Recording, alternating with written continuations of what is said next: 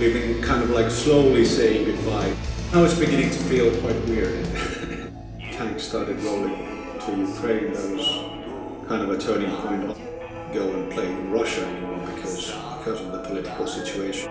Civilians dying, actually. It's a matter of life and death. Mostly talking about the new band. Trying to decide on the name. It's not gonna be like Kursk in English. We like to call Drunken Meshuggah. I don't think it'll be Power Metal. The show we did in Minsk was really special. You still have the albums to listen to, so thanks for the ride.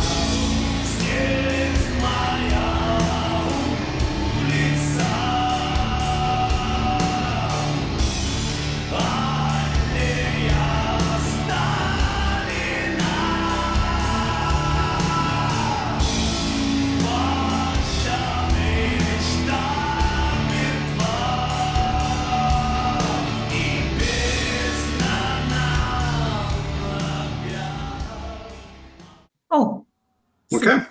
Yeah. Nice shirt. Yeah. So as you can see, my t-shirt, it's a bit oversized. It's my husband's. We bought it when you were in Minsk. Oh yes, yes. That was a good show. Yeah. And would you put another face right now to this role?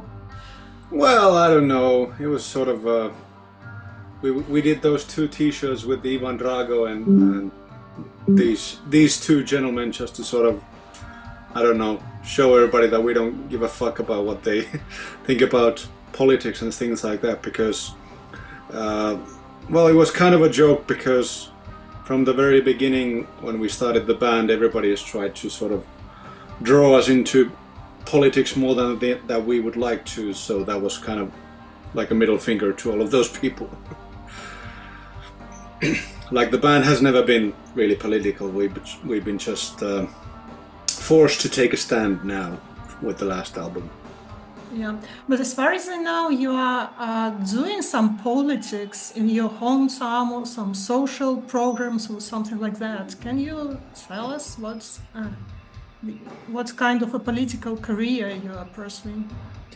Well, I'm what they call a vice councillor here in Tampere, my home city. So basically, yes, I have some sort of role in the local politics, and I work in the Finnish Parliament as a well, kind of a political advisor at the moment. But those have nothing to do with the music.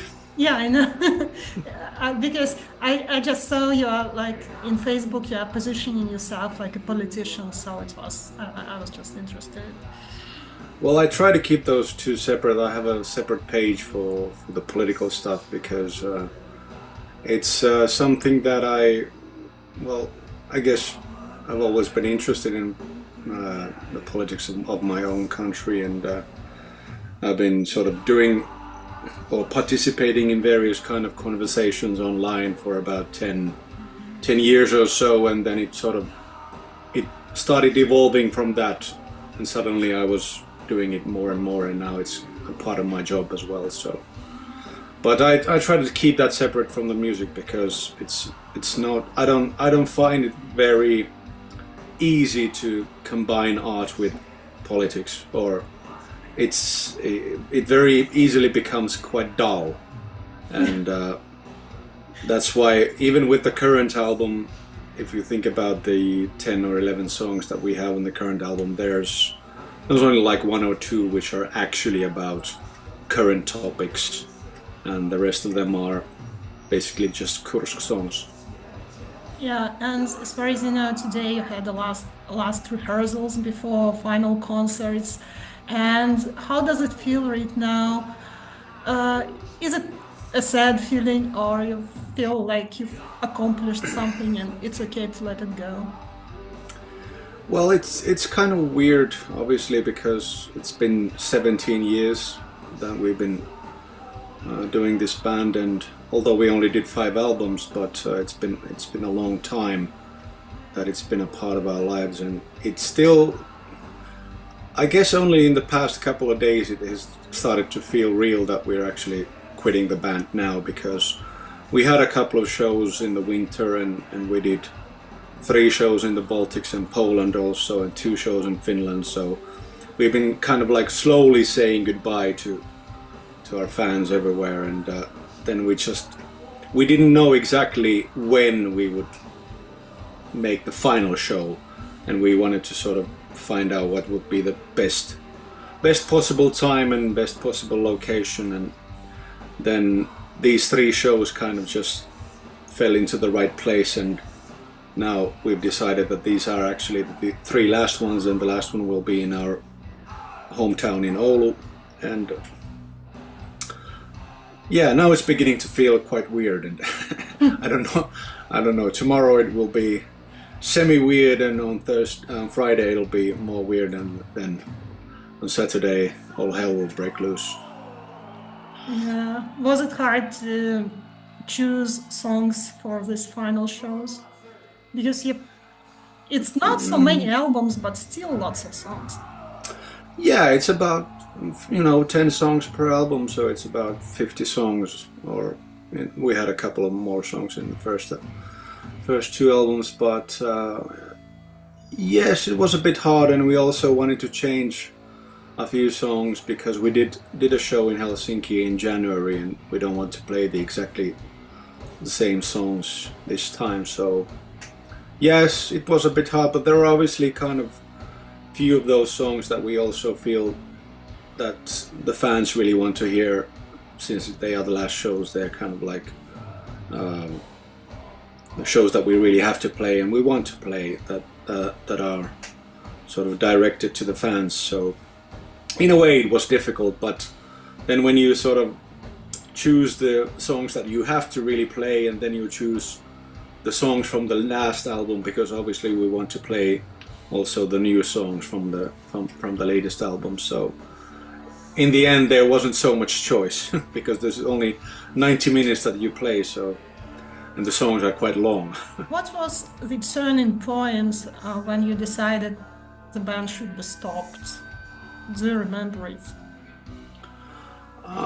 Well, I think it was quite clearly when the tanks started rolling to Ukraine. That was kind of a turning point, obviously, because that it's a very clear line that should not be crossed in our point of view. And when it happened, it was obvious that it was going to affect, first of all, the lyrics of the next album. That was, we couldn't just not say anything about it.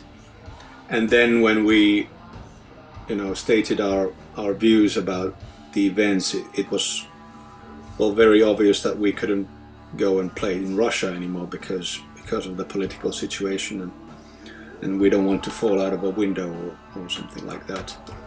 So it was quite quickly after those events in February 2023, was it? Yeah, 22 actually, yes. Mm-hmm. Well, quite quickly after that we had a band meeting, and we thought about first, should we stop it immediately, release the album and then that's it. But then we wanted to do a couple of shows, and there were also requests to come to play in Poland and places like that. So we wanted to do those shows also, and but yeah, it was clear quite quickly that we want to do something else, and it's a good logical place to put a stop to the band. And while you were making your statements, because Kursk had so many fans in Russia, I believe there were a lot of toxic comments from these guys who were supposed to be fans. And how did you deal with it? Well, I'm not sure if all of I obviously saw all of those stupid comments, and I can't really take many of them seriously. When things were happening, or we were still thinking about what to do, I asked some of our fans to write to me, like personal messages and email and stuff like that. What do they think about the situation in general? about the war in Ukraine and all of that. And I got a lot of letters that was like 400 pages in the end, and I printed them all out actually, and went through all of them. And out of those 400 pages, I'd say that, you know, maybe about 50% were actually quite supportive of the band and the way we viewed the situation. About 30% were, you know, basically say that they don't care about politics at all. They don't want to talk about anything to do with, you know, anything to do with politics. And then maybe about 20% were quite angry and supporting the decisions of the Putin regime. So that was the kind of the mix that I got when I asked the personal letters.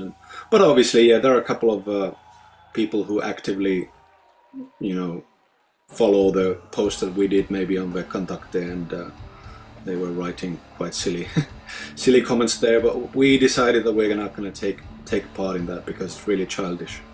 So luckily there have been some other fans who have discussed those matters with them there. So it's been quite fun reading those sometimes.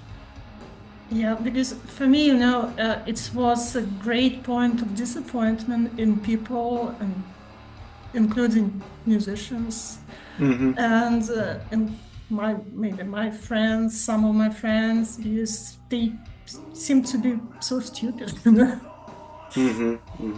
So they believe this propaganda and or whatever, and that's maybe the points of clarity. Who's who? Yes, well, I mean, obviously you can always, you know, maybe in 20 years you can start to look at things from a broader perspective and think about different sides of the story. But like I said, you know, once you have tanks rolling across borders and when you have missiles flying into residential buildings and you have actual war, our guitarist said it quite well, that this is not a question about who is telling the truth or who is lying. This is about, you know, civilians dying actually. And that's quite a point of clarity for me, at least, that, you know, it's a matter of life and death, really. And do people in Finland think that this war might affect Finland as well in the future? Is there such a feeling or atmosphere or discussion? Well, I mean, I wouldn't like to go too much into the political stuff, but obviously, yes, I mean, Finns are not stupid people, so everybody knows that it has already affected quite a lot of things between our countries, like the traffic across the border has stopped completely. I mean, there are some trains and things like that going with some materials, but no people are going across the border at the moment. And so obviously it will affect the situation, but you know, I don't know how many years it will last, but hopefully it's sort of going downwards at the moment and there'll be some sort of resolution, but I'm not very hopeful at the moment. Yeah, me too. And what are you going to do next? I read there will be another band with the same band members. Yeah. And have you already started working on it?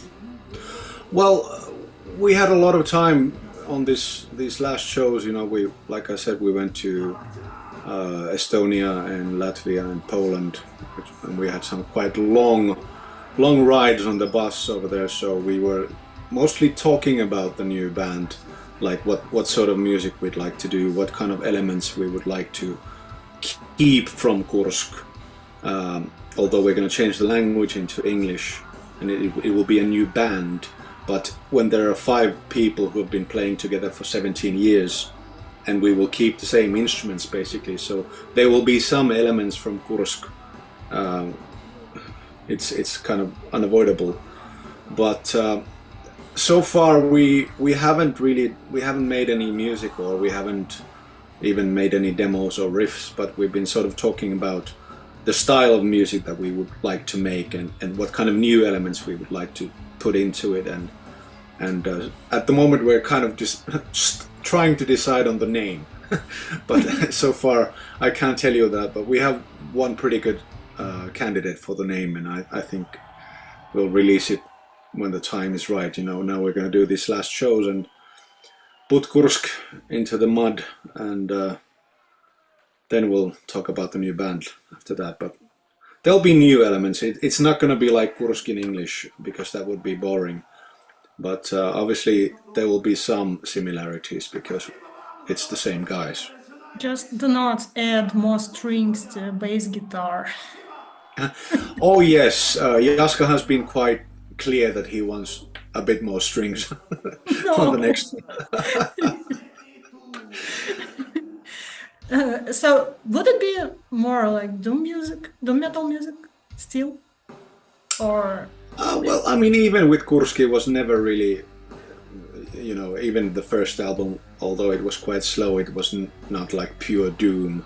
It was like, had doomish elements always, but kind of slow and heavy. That was the main idea that we always had. But we seem to be getting faster and faster with every album, a little bit, at least with some of the songs. But I don't know. We've been talking about, you know, maybe putting the tempo up a little bit and maybe adding a little bit more of those kind of rhythmic stuff that we like to call drunken meshuggah. But but that's like the idea that we have so far. I don't want to sort of reveal too much about that yet, but you'll hear about it later. you also had some experience with heavy metal and power metal, so maybe that would be something like that. Oh yeah, definitely. I mean, I will try and expand on the vocals as well, and it'll be different when I sing in English, obviously, as well. But I don't think it'll be power metal, no, no, but something heavier than that. Yeah, and if you could join just any band, since you are free now, which one would you choose? Oh dear. Pantera. Yeah, would you be able to do the stuff? Yeah, I don't know if we're talking about current bands, but if you're talking about bands in the past, that would have been great, but I don't know at the moment. We're kind of just, we want to give it Kursk a decent burial and then think about the future. Yeah, and whichever the next band is going to be, I'm maybe going to play some Kursk songs as bonuses or something like that, or it's just over. You mean the next band? Yeah. When you're going to play live. Maybe not at first, at least, but you know, if we feel like it, why not? Mm-hmm. And what do you think were the main highlights of the band's career for you personally? Personally, well, I think, the long trips that we did to Siberia, they were always kind of highlights of the band, because it really took us to places that none of us have ever been to before, like Irkutsk and Krasnoyarsk and those kind of places, which were, and the shows were really good always over there, so they will be in our memories. And obviously Brutal Assault that we did a couple of times in Czech Republic, they were good. The show we did in Minsk was really special, because we tried to go there once and then we couldn't get a visa because of some political stuff again. But then the other time we got a visa, and it was a really good show. I think people were really expecting to see us, and it worked out really well, so that was a good memory. And what else? I mean, we did our first and last show in Italy also in May this year, actually. We got an invitation to play a small festival there, and that was really special also because it was the first time that we did Kursk in Italy, and it was like in this old church. The whole festival was inside an old church, and that was quite interesting to play. So lots of good memories. Obviously the first shows that we did 17 years ago.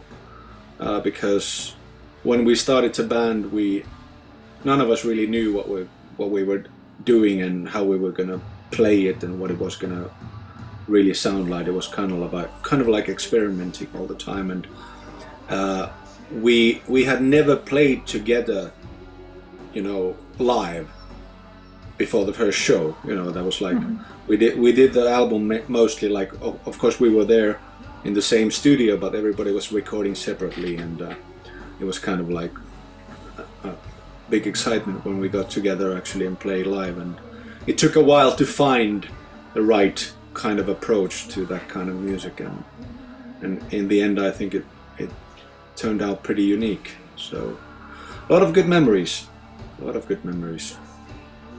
Yeah, and are you going to record live the last concerts like Children of Bodom did?